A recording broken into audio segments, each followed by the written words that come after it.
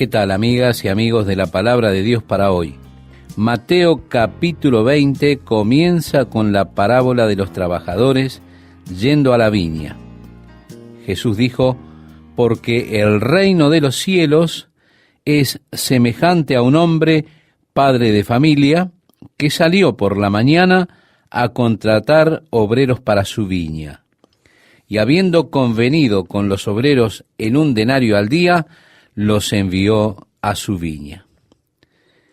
1 denario, estimado oyente, era la paga de un día en promedio.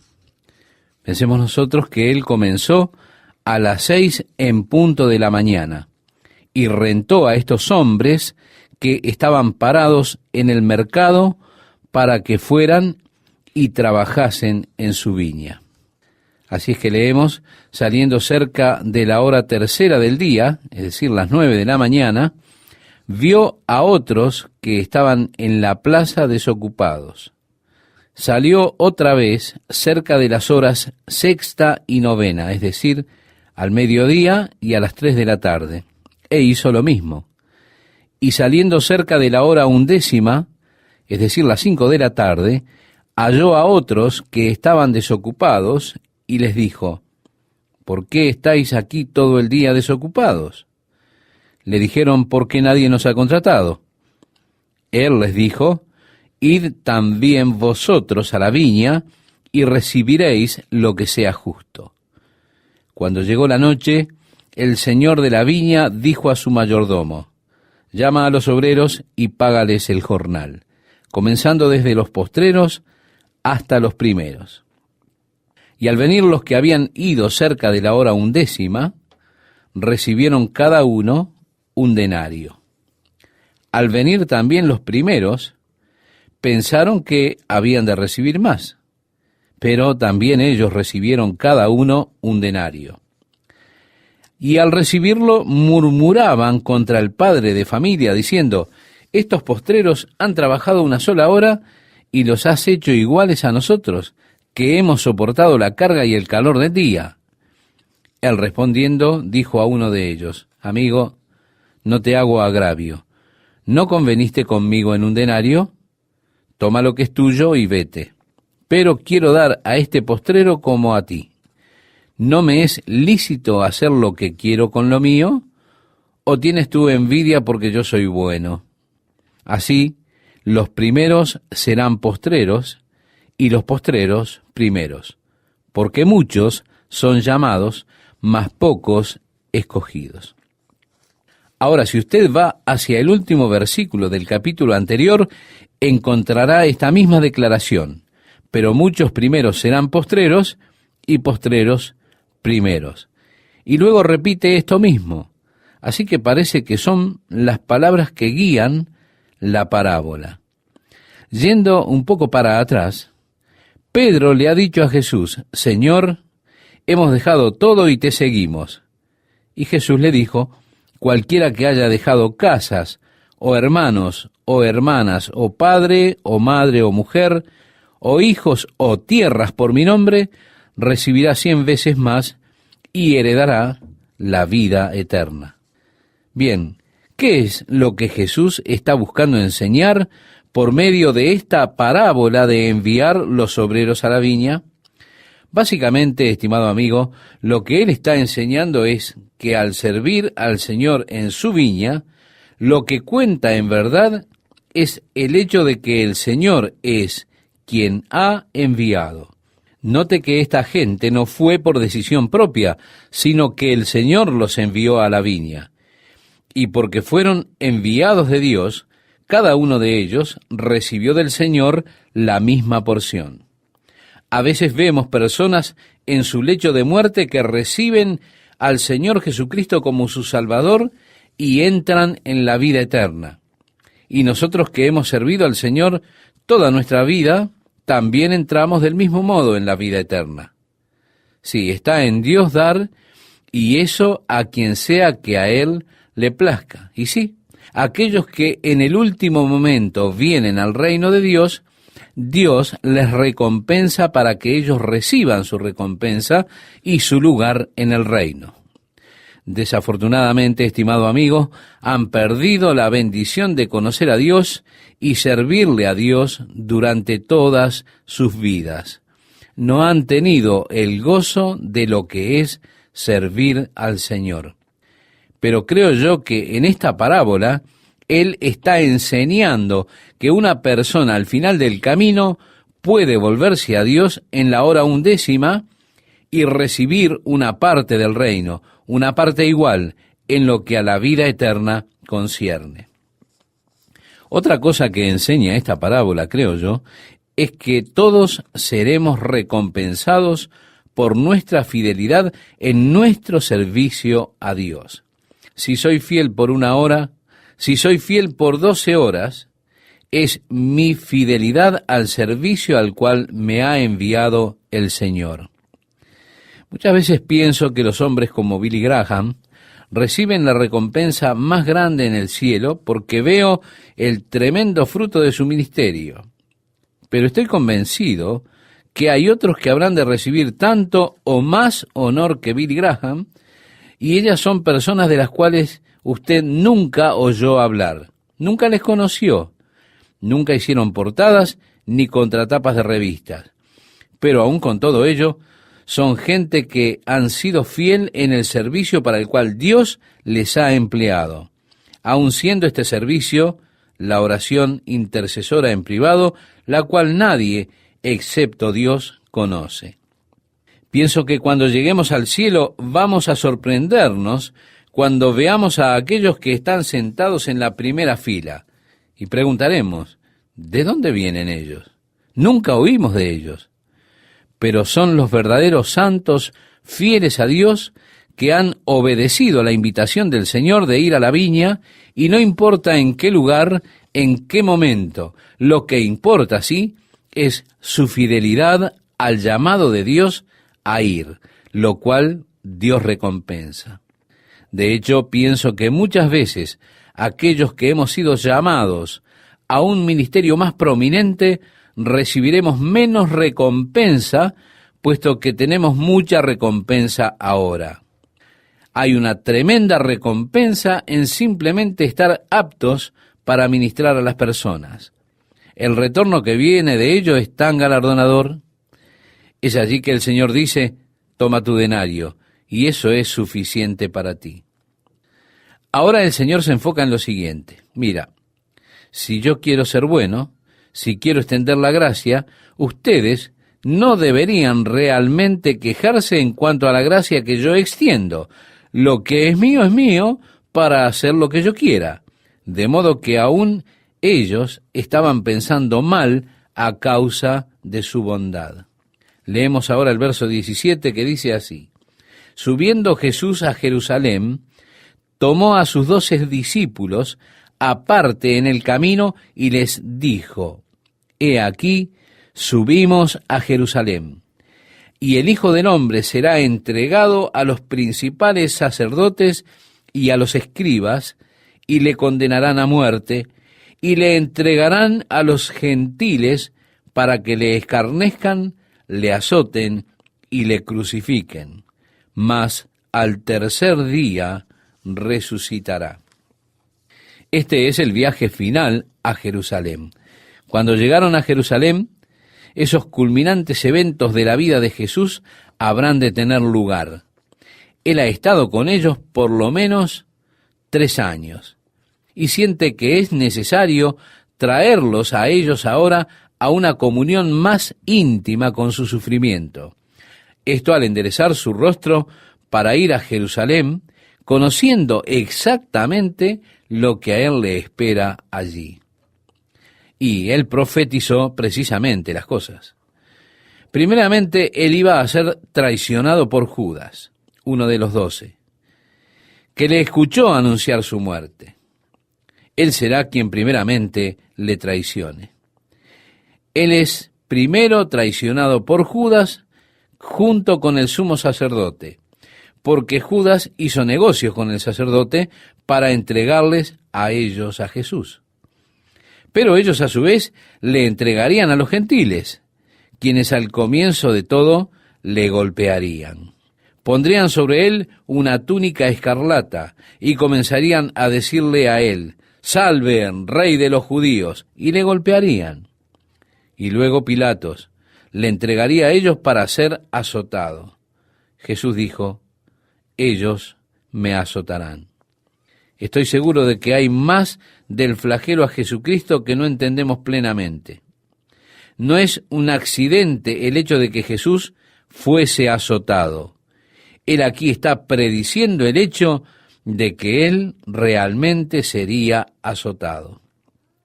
Mire, estimado oyente, el azote fue una experiencia extremadamente dolorosa. El prisionero era atado a un poste en tal modo que su espalda estuviese bien estirada. Luego ellos tomarían un látigo de cuero con pequeños trozos de plomo y vidrio mezclados en este, y golpearían la espalda con él. El azote estaba diseñado de tal manera que cuando lo jalaban hacia atrás, desgarraba pedazos de la carne. El propósito del azote era que si usted confesaba sus crímenes, el hombre que administraba el castigo iría más y más suave. Pero si guardaba silencio y rehusaba confesar crímenes, entonces cada vez iría más y más duro hasta que usted fuese forzado a confesar su crimen en contra del gobierno romano. Aquí es donde la profecía de Isaías, por supuesto, tiene fundamento. Ella dice: «Como oveja enmudeció delante de sus trasquiladores, así no abrió su boca». Lo que implica que cada latigazo que le fue dado a él fue con tal ferocidad, puesto que buscaban sacar de él alguna confesión de error, pero Jesús no había hecho nada malo.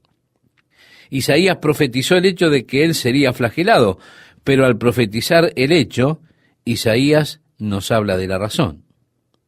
Ahora, estimado oyente, ¿piensa usted que Dios el Padre permitiría que su Hijo sufriese innecesariamente?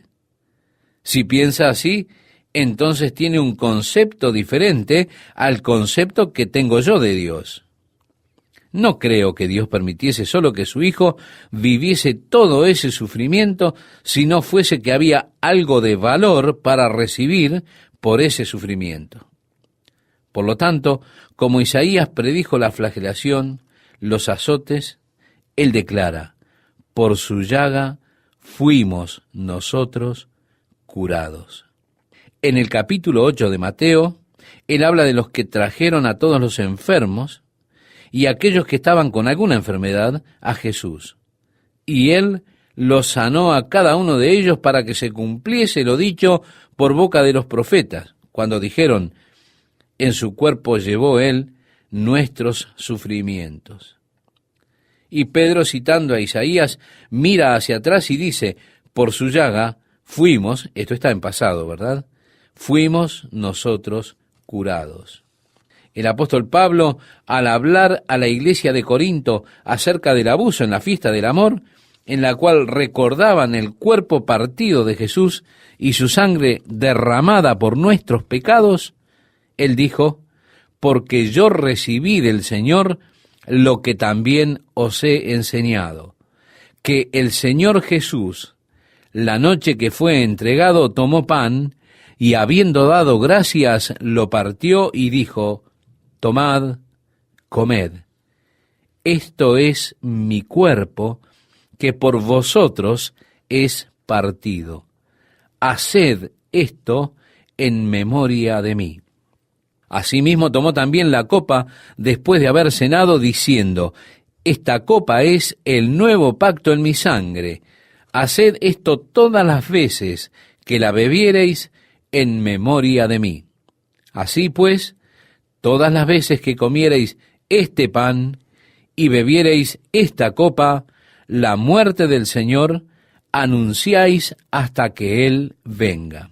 Y luego el apóstol Pablo advierte a los corintios en cuanto a la manera en que ellos debían tomar la cena del Señor, hablándoles en contra de esa actitud casual, despreocupada en la cual muchos de ellos estaban haciendo esto.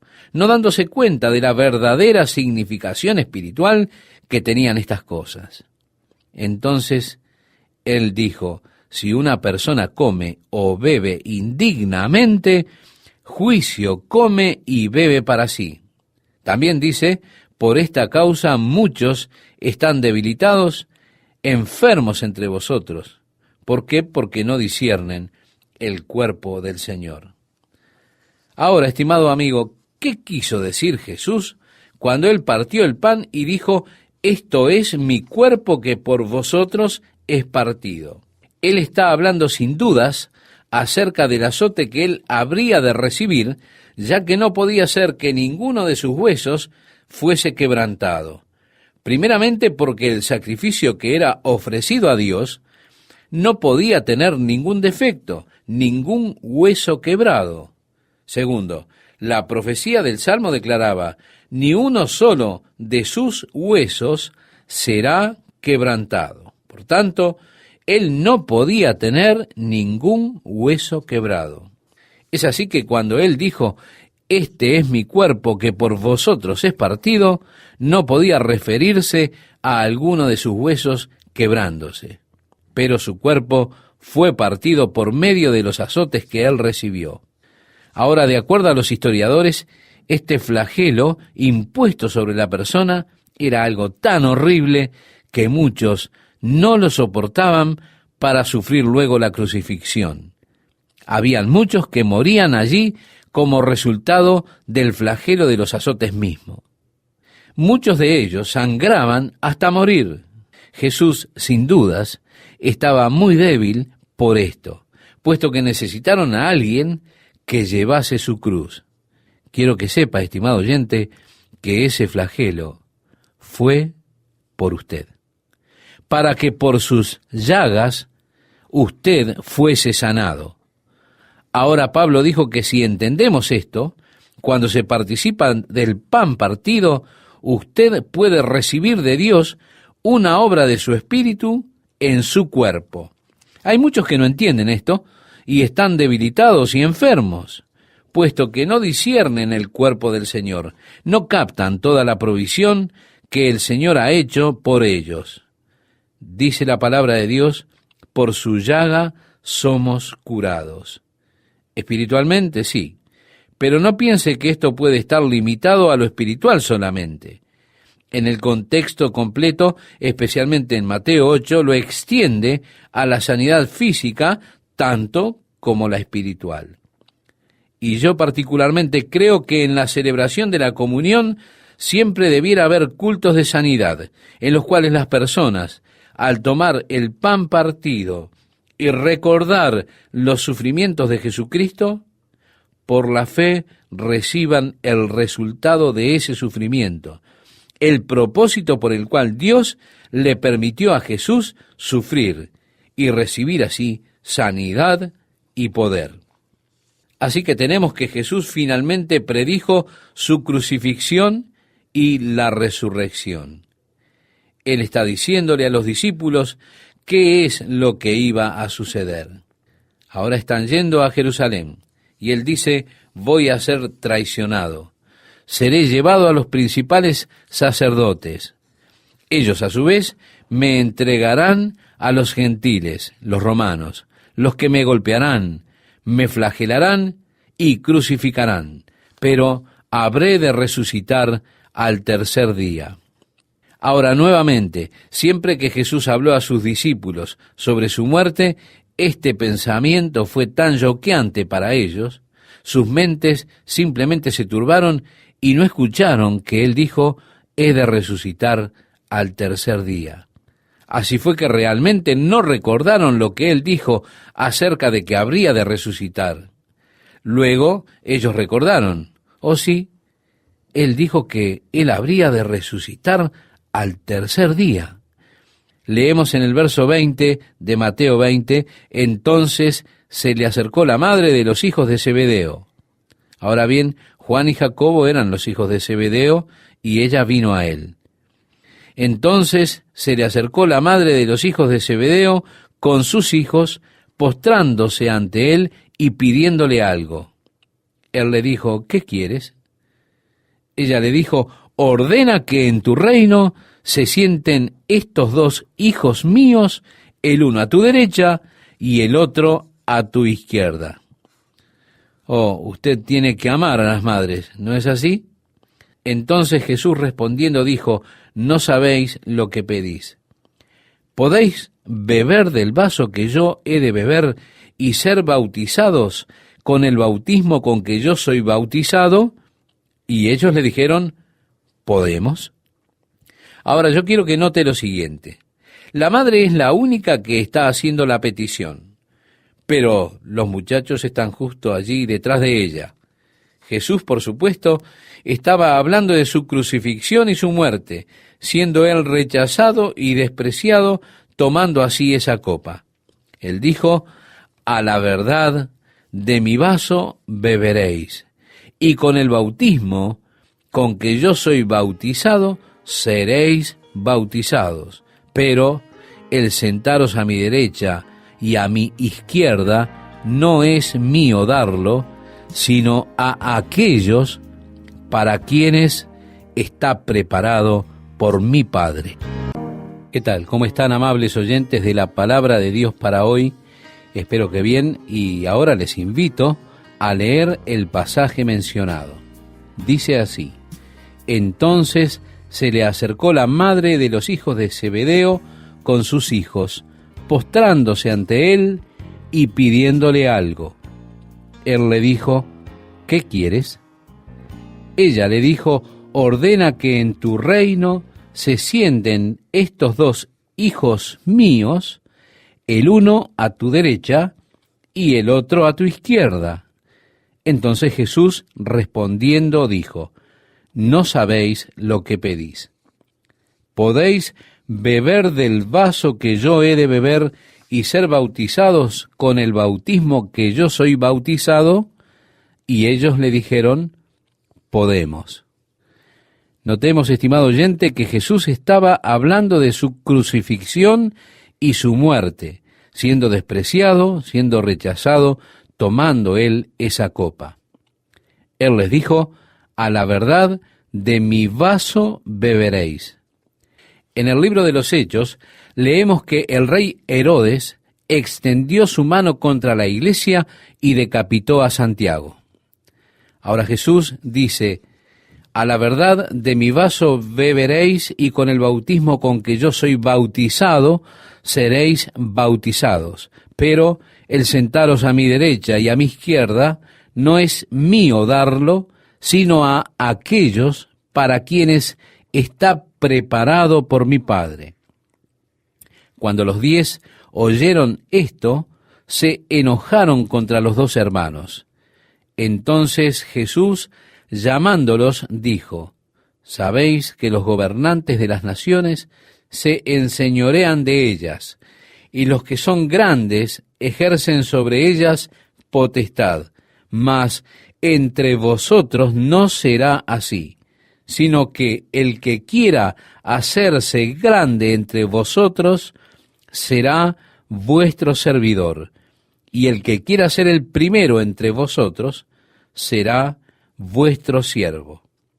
Jesús aquí está enseñando el servicio del ministerio y el camino a la grandeza. Es trágico que nosotros estemos tan alejados de los conceptos que Jesús enseñó. También es trágico que tengamos un ministerio profesional que muchas veces busca personas para satisfacer ese ministerio en vez de comprender que somos siervos. Después de todo, el que quiera hacerse grande entre vosotros será vuestro servidor, y el que quiera ser el primero entre vosotros será vuestro siervo. Y esto es justamente lo que la palabra ministro significa. Significa siervo. Mire, estimado oyente, no significa que es alguien para ser admirado, alguien a quien reverenciar y servir, y esa clase de cosas, usted me entiende. Tomar la posición de ministro es tomar la posición de siervo del rebaño de Dios. Y yo le pido a Dios que nosotros nunca perdamos ese concepto del ministerio, es decir, el concepto de que somos siervos. Es tan importante que lo mantengamos porque Jesús dijo, el Hijo del Hombre no vino para ser servido, sino para servir y dar su vida en rescate por muchos. Él no vino para que las personas le sirvan y le ministren. Él vino a ministrar las necesidades de las personas. Ahora leemos el verso 29 y nos dice, al salir ellos de Jericó. Ellos están de camino a Jerusalén.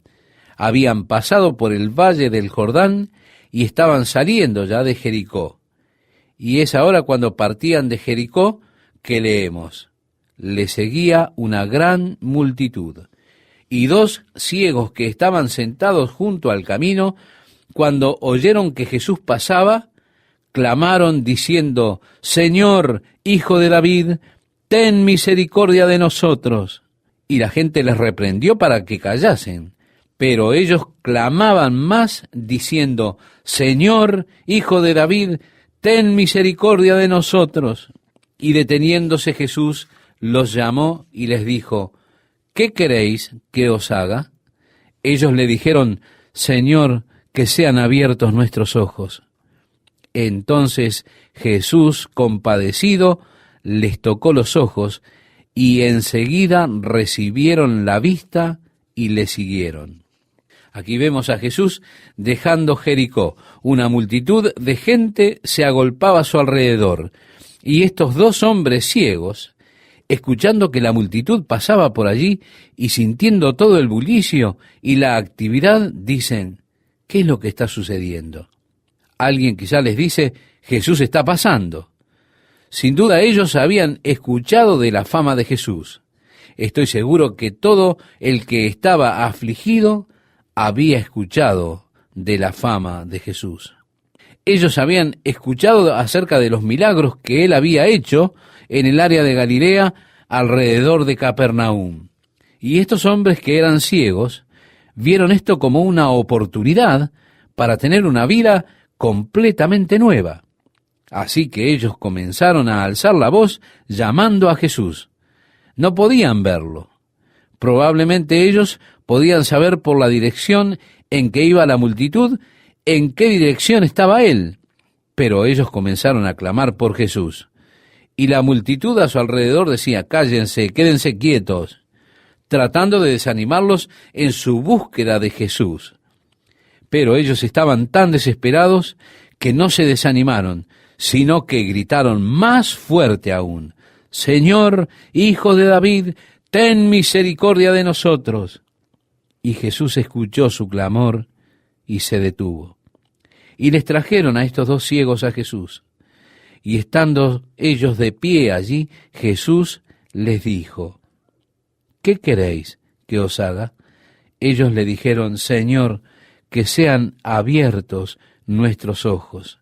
Entonces Jesús, compadecido, les tocó los ojos y enseguida recibieron la vista y le siguieron. Amable oyente, recuerde que a esta altura de los acontecimientos, el corazón de Jesús estaba muy apesadumbrado porque él sabía que pronto sería traicionado, se burlarían de él, sería azotado y crucificado. Y aún así, él tiene tiempo para ministrar las necesidades de los demás. Él nunca está demasiado ocupado para ministrar las necesidades individuales. Cuando el ministerio de una persona se vuelve muy grande y esa persona es muy prominente, pierde contacto con la gente y no podrá por mucho tiempo más ministrar las necesidades individuales de las personas. Su ministerio se ha vuelto más grande que su Señor.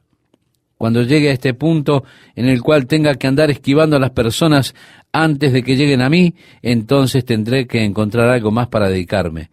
Esto ocurre cuando usted no tiene más tiempo para ministrar individualmente. Ahora bien, estos hombres, por supuesto, nos dan una hermosa imagen de las personas que están ciegas en el pecado. Y allí está la espiritualización del texto, las personas clamando por Jesús. Y estarán siempre los que intentarán desanimarlos. Pero usted persista, porque allí hay una completa vida nueva. Vamos a leer ahora en el verso 1 del capítulo 21, estimado oyente. Allí nos dice: cuando se acercaron a Jerusalén y vinieron a Betfagé, al monte de los olivos, Jesús envió 2 discípulos diciéndoles: id a la aldea que está enfrente de vosotros, y luego hallaréis una asna atada y un pollino con ella. Desatadla y traédmelos. Y si alguien os dijere algo, decid: el Señor los necesita, y luego los enviará. Todo esto aconteció para que se cumpliese lo dicho por el profeta, cuando dijo: decid a la hija de Sión, he aquí tu rey viene a ti, manso, y sentado sobre una asna, sobre un pollino, hijo de animal de carga. Y los discípulos fueron e hicieron como Jesús les mandó, y trajeron el asna y el pollino, y pusieron sobre ellos sus mantos, y él se sentó encima. Y la multitud, que era muy numerosa, tendía sus mantos en el camino, y otros cortaban ramas de los árboles y las tendían en el camino. Y la gente que iba delante y la que iba detrás aclamaba diciendo: Hosana al Hijo de David, bendito el que viene en el nombre del Señor, hosana en las alturas. Cuando entró él en Jerusalén, toda la ciudad se conmovió diciendo: ¿quién es este? Y la gente decía: este es Jesús el profeta de Nazaret de Galilea. Amable oyente, esta es la entrada triunfal de Jesús, que tradicionalmente es conocida como el Domingo de Ramos. Así que nos dirigimos hacia la última semana. Será en esta semana que Jesús ha de ser traicionado, azotado y crucificado. Lucas nos da un completo relato de este día particular. Y en vista que más adelante estudiaremos Lucas, nos guardaremos algunos comentarios de la entrada triunfal de Cristo para cuando lleguemos al Evangelio de Lucas. Pero yo quiero resaltar aquí que los discípulos, la multitud que está clamando por Jesús, están realmente clamando con un salmo mesiánico. Es el Salmo 118, donde David, en profecía acerca del Mesías, habla acerca de la piedra que fue desechada por los edificadores, pero la misma se ha vuelto cabeza de ángulo. De parte de Jehová es esto, y es cosa maravillosa a nuestros ojos. Y luego él declara: este es el día que hizo Jehová, nos gozaremos y alegraremos en él. ¿Qué día? El día que Dios hizo para que el hombre sea libre, el día que Dios ha puesto para la venida del Mesías. Ese es el día. Luego, cuando usted mira el versículo 25 del Salmo 118, en hebreo la palabra hosana significa sálvanos ahora. Entonces leemos: oh Jehová, sálvanos ahora, te ruego. Te ruego, oh Jehová, que nos hagas prosperar ahora. Bendito el que viene en el nombre de Jehová. Desde la casa de Jehová os bendecimos. Así que ellos están clamando: sálvanos ahora, desde el Salmo 118. Bendito el que viene en el nombre del Señor. Ellos claman para que el Mesías los salve. Un clamor muy apropiado, ¿verdad? Es un salmo apropiado para la ocasión. Este es el día que Dios ha ordenado para traer el reino de Dios al hombre. Ahora leemos en el capítulo 21, versículos 12 y 13. Nos dice así: y entró Jesús en el templo de Dios y echó fuera a todos los que vendían y compraban en el templo, y volcó las mesas de los cambistas y las sillas de los que vendían palomas, y les dijo: escrito está, mi casa, casa de oración será llamada, mas vosotros la habéis hecho cueva de ladrones. Él echó a todos los mercaderes fuera del templo. Estos mercaderes eran realmente deshonestos.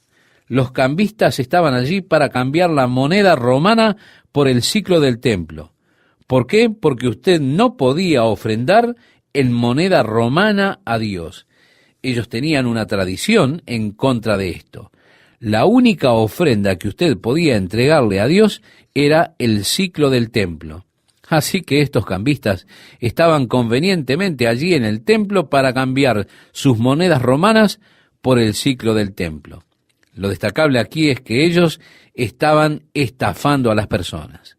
Estos hombres les ponían precios extremadamente exagerados por el siclo del templo, y de esa manera ellos mismos se quedaban con una parte de la ganancia, que luego dividían con el sacerdote, el cual estaba asociado con ellos. También afuera en la calle usted podía comprar una paloma por unos pocos centavos, realmente por unos 25 centavos. Era lo que se pagaba por una paloma afuera en la vía pública. Pero estos que vendían palomas dentro del templo tenían un sello. El sacerdote ponía una marca en la paloma, y estas palomas entonces costaban $5 por cabeza. ¿Por qué? Porque eran kosher. Estaban aprobadas por el sacerdote. Así que si usted compraba una afuera en la calle, piense que usted no podía ofrecerle a Dios nada que estuviera manchado. Si no tenía el pequeño sello, cuando lo llevaban al sacerdote, él lo observaba cuidadosamente hasta encontrar alguna mancha y decía: no puedo ofrecer esto a Dios, lléveselo. Ahora, si tiene el sello, entonces sí, está bien. Usted debía pagar los $5 y el sacerdote entonces determinaba, ofreceremos esta otra. Estos eran hombres que deseaban obtener beneficios de las necesidades de las personas de adorar a Dios. Aquellos que sacaban provecho de la religión, aquellos que hacían planes para obtener beneficios del deseo de las personas de adorar a Dios. Y Jesús estaba muy enojado con esto. Él dijo: mi casa, casa de oración será llamada, mas vosotros la habéis hecho cueva de ladrones. Y luego, una vez que quedó limpio el templo de los mercaderes, vemos el templo como era la intención de Dios que fuera. Y entonces leemos el verso 14. Y vinieron a él en el templo ciegos y cojos, y los sanó. Donde las personas comienzan a experimentar realmente el trabajo de Dios en sus vidas. Eso fue lo que se pretendía para el templo, para que las personas vengan y reciban la obra de Dios en sus vidas, no para fastidiar con vendedores ambulantes, ofreciendo ellos sus mercancías y haciendo de ello un gran mercado, sino un lugar donde las personas llegaran para recibir el toque de Dios en sus vidas. Y fue cumplido, cuando el ciego y el cojo vinieron a él, y él los sanó. Leamos ahora el verso 15, estimado oyente. Dice así: pero los principales sacerdotes y los escribas, viendo las maravillas que hacía, y a los muchachos aclamando en el templo y diciendo: Hosana al hijo de David, se indignaron y le dijeron: ¿oyes lo que estos dicen? Y Jesús les dijo: sí. ¿Nunca leísteis: de la boca de los niños y de los que maman perfeccionaste la alabanza? Y dejándolos, salió fuera de la ciudad a Betania y posó allí. Jesús no pasó su última semana de vida en Jerusalén, sino que estuvo en Betania y fue a Jerusalén ese día. Pero aquí, para mí es tan hermoso, vemos a los niños que siempre fueron atraídos a Jesús clamando: Hosana. Y como los escribas y fariseos estaban enojados con esto, Jesús le menciona el salmo: de la boca de los niños y de los que maman, perfeccionaste la alabanza. Seguimos la lectura y nos dice, por la mañana, volviendo a la ciudad, tuvo hambre. Y viendo una higuera cerca del camino, vino a ella, y no halló nada en ella, sino hojas solamente. Y le dijo, nunca jamás nazca de ti fruto. Y luego se secó la higuera. Viendo esto, los discípulos decían maravillados, ¿cómo es que se secó enseguida la higuera? Respondiendo Jesús, les dijo, de cierto os digo, que si tuviereis fe y no dudareis, no solo haréis esto de la higuera, sino que si a este monte dijereis, quítate y échate en el mar, será hecho. Y todo lo que pidiereis en oración, creyendo, lo recibiréis. Una gran promesa para la oración, ¿verdad, oyente? Usted debe notar que fue hecha para los discípulos. Ahora, ¿qué constituye el discipulado? Niéguese cada uno a sí mismo, tome su cruz y sígame, dijo Jesús. La oración nunca debe ser usada para nuestro propio deseo, para beneficiarnos a nosotros mismos. Santiago decía, pedís y no recibís, porque pedís mal, para gastar en vuestros deleites. El propósito de la oración no es que se haga mi voluntad. El propósito de la oración es que la voluntad de Dios sea hecha. Y esa persona que es un discípulo, la persona que se ha negado a sí mismo para tomar su cruz y seguir a Jesucristo, está más interesado en la voluntad de Dios que en su propia voluntad. Y es esa persona que tiene poder en la oración. Y esta promesa es para esa persona. No es una promesa general para cualquiera, estimado oyente. Cualquier cosa que usted desea un Cadillac, tal vez usted quiere un Mercedes, todas las cosas, lo que sea, no es una promesa solo para cumplir cualquier antojo o deseo carnal que usted tenga. Esta promesa fue hecha para aquellos que se han negado a sí mismos, para quienes no viven para ellos mismos, para quienes han tomado su cruz para seguir a Jesús. ¿Qué tal, amigas y amigos de la Palabra de Dios para hoy? ¿Cómo están? ¿Están preparados para el estudio de este día? Bien, entonces comenzaremos ya con la lectura del texto citado con anterioridad. Leemos, por la mañana, volviendo a la ciudad, tuvo hambre, y viendo una higuera cerca del camino, vino a ella, y no halló nada en ella, sino hojas solamente. Y le dijo, nunca jamás nazca de ti fruto. Y luego se secó la higuera. Viendo esto, los discípulos decían maravillados, ¿cómo es que se secó enseguida la higuera? Respondiendo Jesús, les dijo, de cierto os digo, que si tuviereis fe y no dudareis, no solo haréis esto de la higuera, sino que si a este monte dijereis, quítate y échate en el mar, será hecho. Y todo lo que pidiereis en oración, creyendo, lo recibiréis. Encontramos aquí una promesa muy amplia en cuanto a la oración. Usted debe notar que fue hecha a los discípulos. Y preguntamos, estimado oyente, ¿en qué consiste el discipulado? Lo dijo Jesús, ¿verdad? Niéguese a sí mismo, tome su cruz y sígame. No es una promesa amplia, simplemente para cumplir con cualquier antojo o deseo o apetito carnal que usted tenga. Esta promesa está hecha para aquellos hombres que se han negado a sí mismos, a su propia vida, y tomaron su cruz para seguir a Jesús. Ahora tenemos este acontecimiento de la higuera. Mire, es la primera vez que Jesús usó su poder para efectuar un juicio. Hasta ahora, Él ha usado su poder para bendecir, para ayudar, para sanar. Pero esta es la primera vez que su poder es usado para ajusticiar.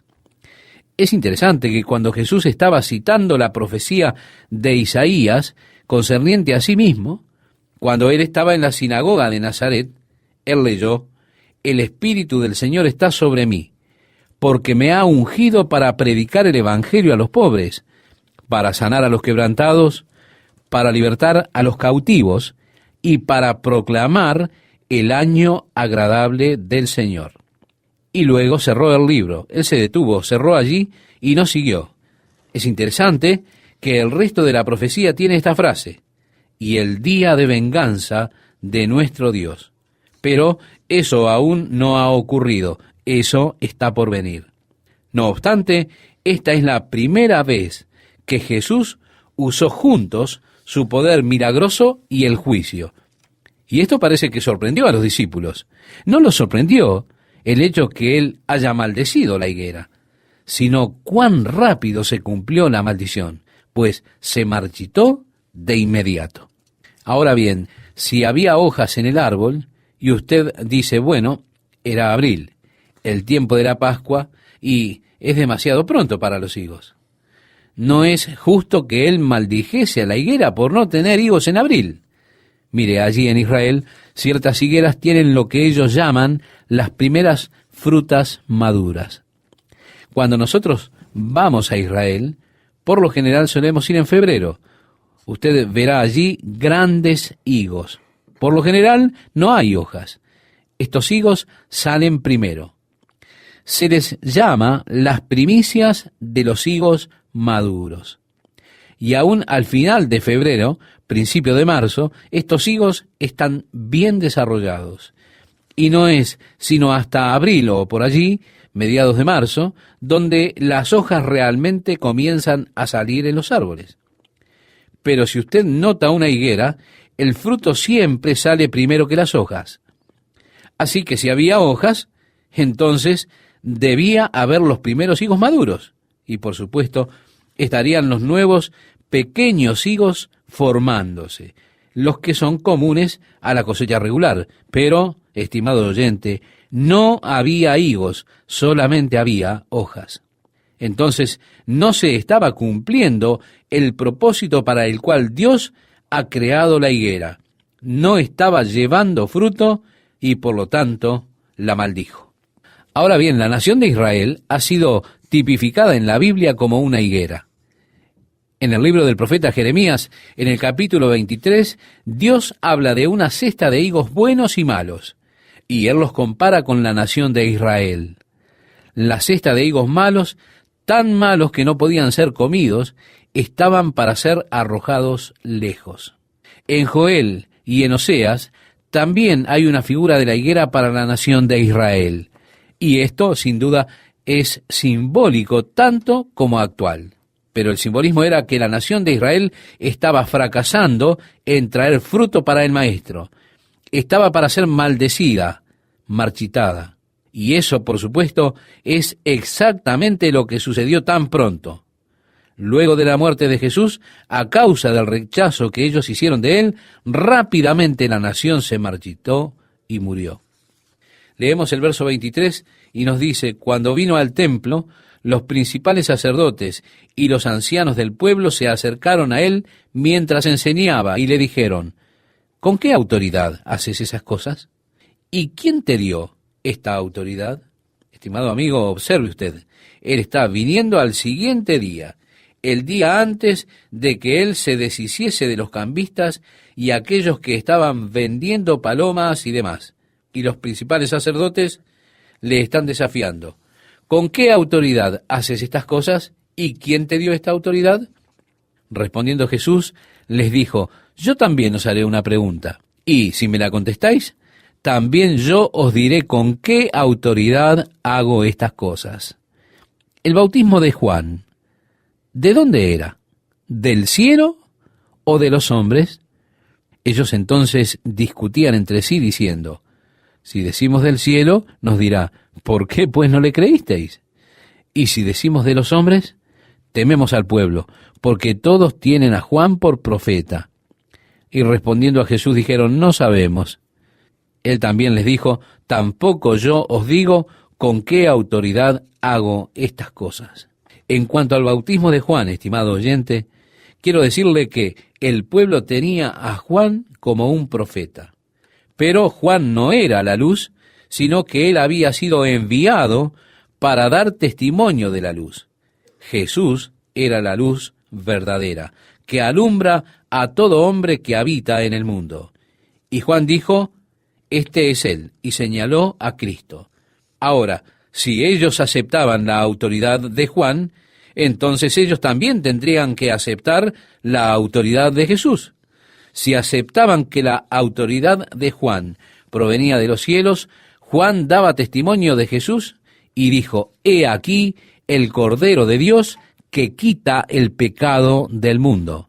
Este es aquel de quien yo dije, después de mí viene un varón, el cual es antes de mí, porque era primero que yo, los cordones de sus sandalias no soy digno de desatar. Juan testificó de Cristo. Si aceptaban que su autoridad provenía del cielo, entonces encontrarían de dónde Jesús tenía su autoridad. Juan dio testimonio de Jesús. Recuerde esto, estimado oyente.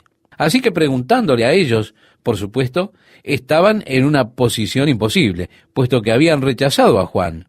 Y la opinión popular era que Juan en verdad era profeta. Así que quedaron sin respuesta. Esto acerca de esta pregunta de la autoridad de Juan. Y así es en la siguiente parte aquí. Él ahora habrá de dar dos parábolas y él está hablándoles en parábolas para darles la respuesta. Él está creando una situación, pues dice, ahora, ¿qué es lo correcto? Él está dejando que ellos contesten y no ocurrió sino hasta que ellos hubieron contestado las dos que de pronto se dieron cuenta y dijeron, hey, nos tiene atrapados. Él nos estaba conduciendo a esto. Jesús dijo, pero, ¿qué os parece? Un hombre tenía 2 hijos, y acercándose al primero le dijo, Hijo, ve hoy a trabajar en mi viña. Respondiendo él dijo, no quiero, pero después, arrepentido, fue. Y acercándose al otro le dijo de la misma manera, y respondiendo él dijo, sí, Señor, voy. Y no fue. ¿Cuál de los 2 hizo la voluntad de su padre? Dijeron ellos, el primero. Jesús les dijo, de cierto os digo, que los publicanos y las rameras van delante de vosotros al reino de Dios, porque vino a vosotros Juan en camino de justicia y no le creísteis, pero los publicanos y las rameras le creyeron. Y vosotros, viendo esto, no os arrepentisteis después para creerle. Ahora bien, la parábola está dirigida en contra de ellos. Los publicanos y las rameras eran los hijos que dijeron no al reino de Dios. Ellos eran quienes vivían en pecado y le dieron sus espaldas a Dios, pero fueron los que luego se arrepintieron y vinieron y le sirvieron, mientras que los fariseos son los que le rendían servicio a Dios de la boca para afuera, pero realmente no servían a Dios, solo era un servicio de labios afuera. Así que, ¿cuál de ellos hace la voluntad de Dios? ¿El que se arrepiente y va, o el que simplemente dice que irá pero no lo hace? Para Dios realmente no cuenta el servicio de labios afuera. La Biblia habla de rendir el corazón, no sus atuendos al Señor. Aún hoy hay mucho de religión externa, pero Dios está interesado en su corazón. Muchas personas tienen gestos de religión externa. Dios dice, mira, no quiero tus arranques emocionales, lo que yo quiero es tu corazón. Quiero realmente que sea un asunto de una vida cambiada proveniente del corazón, no simplemente una observancia externa, no simplemente un show, no una forma exterior. Yo quiero que sea algo hecho en el corazón. Así que cuando le respondieron a él, el que fue, dijo Jesús, los publicanos y las rameras van delante de vosotros al reino de Dios. Note que Jesús está yendo con moderación con ellos ahora. Cuando entramos en el capítulo 23, va a hacer que ellos tomen una determinación. Él irá incrementando ese deseo en ellos. Luego entonces señala a Juan y muestra cómo los publicanos y las rameras fueron y se arrepintieron y fueron bautizados. Pero también les muestra cómo ellos, aún después que vieron esto y se dieron cuenta, no se arrepintieron. Leemos el verso 33 y dice, oíd otra parábola. Estimado oyente, él habrá de golpearles nuevamente. Hubo un hombre, padre de familia, el cual plantó una viña, la cercó de vallado, cavó en ella un lagar, edificó una torre y la arrendó a unos labradores y se fue lejos. Ahora Jesús se está refiriendo a la parábola de la viña que encontramos en Isaías capítulo 5, la cual ellos conocían muy bien. Al momento en que él anunció esta viña que estaba cercada y la prensa de la viña y demás, esto es exactamente como Isaías describe a la nación de Israel. Cómo Dios plantó la viña y vino a tiempo para recoger el fruto, y por allí habían uvas silvestres. Y cómo él simplemente dejó que siguiera la viña. Sabían que la viña era representativa de la nación de Israel. Ahora tenemos otra parábola. El guardián, el cual plantó la viña, la cercó, cavó la prensa en esta, construyó una torre y la dejó a los agricultores, yéndose él a un país lejano. Y leemos, y cuando se acercó el tiempo de los frutos, envió sus siervos a los labradores para que recibiesen sus frutos. Mas los labradores, tomando a los siervos, a unos golpearon, a otros mataron y a otros apedrearon. Envió de nuevo otros siervos, más que los primeros, e hicieron con ellos de la misma manera. Finalmente les envió su hijo, diciendo, tendrán respeto a mi hijo. Mas los labradores, cuando vieron al hijo, dijeron entre sí, este es el heredero, venid, matémosle, y apoderémonos de su heredad. Y tomándole, le echaron fuera de la viña y le mataron. Cuando venga pues el señor de la viña, ¿qué hará a aquellos labradores? Le dijeron, a los malos destruirá sin misericordia y arrendará su viña a otros labradores que le paguen el fruto a su tiempo. Ellos nuevamente quedaron atrapados por sus propias palabras.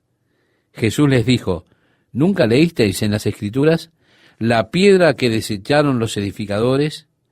Esto está en Mateo capítulo 21, verso 42. Ahora, Jesús los está llevando nuevamente al Salmo 118, donde hemos visto que dice, Hosana, bendito el que viene en el nombre del Señor. Y expresa también, ha venido a ser cabeza del ángulo. El Señor ha hecho esto, y es cosa maravillosa a nuestros ojos. Por tanto os digo que el reino de Dios será quitado de vosotros y será dado a gente que produzca los frutos de él. Y esta es la profecía en contra de la nación de Israel y de los líderes religiosos. Leemos, por tanto os digo que el reino de Dios será quitado de vosotros y será dado a gente que produzca los frutos de él. Y el que cayere sobre esta piedra, la piedra de la cual se burlaron los constructores, o sea, Jesucristo, ¿verdad? Cualquiera que cayere sobre esta piedra será quebrantado, y sobre quien ella cayere le desmenuzará. Y oyendo sus parábolas, los principales sacerdotes y los fariseos entendieron que hablaba de ellos. Pero al buscar cómo echarle mano, temían al pueblo porque éste le tenía por profeta. Note, estimado oyente, que Jesús les está prediciendo a ellos que el reino sería quitado de ellos y nos asombramos de cuán rápido fue esto. El Evangelio fue predicado primero a los judíos, pero a causa de su rechazo, el Evangelio vino a los gentiles, es decir, a los paganos. Por supuesto, la principal cosa que Dios está buscando es fruto. Jesús dijo en San Juan capítulo 15, yo soy la vid verdadera, mi Padre es el labrador. Todo pámpano que lleva fruto, le limpiará para que lleve más fruto. Ya vosotros estáis limpios por la palabra que os he hablado. Si permanecéis en mí, y mis palabras permanecen en vosotros, pedid todo lo que queréis, y os será hecho. En esto es glorificado mi Padre. Así que el deseo del Señor es que llevemos fruto para Él. La vid natural, es decir, Israel, no lo hizo. Así que aquellos labradores fueron sacados de la viña, y Él da la viña a otros. Él da el reino a otros que traerán fruto para Él. Luego tenemos esto, y hay tanto para decir concerniente a la piedra de la cual se burlaron los edificadores. Si usted cae sobre ella, usted se quebrará, pero si él cae sobre usted, lo pulverizará. Leemos el verso 1 del capítulo 22, estimado oyente, ¿me acompaña? Dice así: respondiendo Jesús, les volvió a hablar en parábolas diciendo: el reino de los cielos es semejante a un rey que hizo fiesta de bodas a su hijo, y envió a sus siervos a llamar a los convidados a las bodas, mas éstos no quisieron venir. Había ante todo aquellos convidados a asistir a la boda. Su hijo se está casando y los siervos fueron enviados a aquellos a los cuales se les rogó, pero ellos no vinieron. Leemos que volvió a enviar otros siervos diciendo: decid a los convidados, he aquí he preparado mi comida, mis toros y animales engordados han sido muertos, y todo está dispuesto, venid a las bodas. Mas ellos, sin hacer caso, se fueron, uno a su labranza y otro a sus negocios, y otros, tomando a los siervos, los afrentaron y los mataron. Al oírlo el rey se enojó, y enviando sus ejércitos, destruyó a aquellos homicidas y quemó su ciudad. Entonces dijo a sus siervos: las bodas, a la verdad, están preparadas, mas los que fueron convidados no eran dignos. Id pues a las salidas de los caminos y llamad a las bodas a cuantos halléis. Y saliendo los siervos por los caminos, juntaron a todos los que hallaron, juntamente malos y buenos. Y las bodas fueron llenas de convidados. Y entró el rey para ver a los convidados, y vio allí a un hombre que no estaba vestido de boda, y le dijo: amigo, ¿cómo entraste aquí sin estar vestido de boda? Mas él enmudeció. Entonces el rey dijo a los que servían: atadle de pies y manos, y echadle en las tinieblas de afuera. Allí será el lloro y el crujir de dientes, porque muchos son llamados y pocos escogidos. Aquí hay una parábola bien descriptiva, la cual es profética en su naturaleza por la fiesta de bodas del Hijo. Primeramente, los siervos fueron enviados a los convidados, los invitados, pero ellos rehusaron venir. Así encontramos que el Evangelio fue primeramente traído por Cristo Jesús a los judíos, pero ellos lo rechazaron. Ahora, la fiesta de bodas está pronta. Todo está listo. El sacrificio ha sido hecho. Ahora los siervos saldrán y les rogarán: venid. Pero ellos se comenzaron a ir a sus granjas y a sus negocios. Y esto es la predicación de los apóstoles a los judíos, después de la muerte de Jesús. Pero aún allí ellos rehusaron venir. Entonces el Señor mandó que fueran a los gentiles. Primero, el rey estaba furioso de aquellos convidados y envió a su ejército y los destruyó y quemó la ciudad. Esto, estimado oyente, es lo que pasó luego cuando Tito Trajano vino y quemó la ciudad de Jerusalén y destruyó al pueblo porque rehusaron venir. Por lo tanto, fue el juicio de Dios a través de Tito. Jesús estaba prediciendo este evento en particular, el incendio de la ciudad de Jerusalén. Cuando estuve allí, fui llevado a algunas excavaciones arqueológicas donde un hombre ha escarbado debajo de su casa y pasando a través de varios siglos de artefactos arqueológicos. A mitad de camino había una capa de cenizas de un espesor de unos 15 centímetros, las cuales son cenizas de la quema de Jerusalén en el año 70 de nuestra era, a cargo de Tito Trajano. Es muy destacable ver esta capa de cenizas para darse cuenta de lo que representa. Ahora Jesús predijo la quema de la ciudad y la dispersión de ellos por los caminos. El Evangelio va entonces hacia los gentiles, rogándoles a todos, a quien quiera venir, y así el Evangelio llegó a nosotros. Ahora, a pesar de que somos convidados a la fiesta, es necesario que seamos vestidos en ropa de justicia, la cual es Cristo a través de la fe. Hay quienes están tratando de venir, pero sin las ropas apropiadas. Hay quienes no se han puesto la justicia a través de la fe en Cristo, sino que están tratando de venir a través de su propia justicia, por sus propios esfuerzos, por sus propias buenas obras. Estimado amigo, ellos nunca lograrán hacerlo. Cuando el rey haga el examen de los invitados, si usted no está vestido con el ropaje de justicia que se obtiene a través de la fe en Cristo, usted será echado fuera. Esto es solo una advertencia lisa y llana del Señor.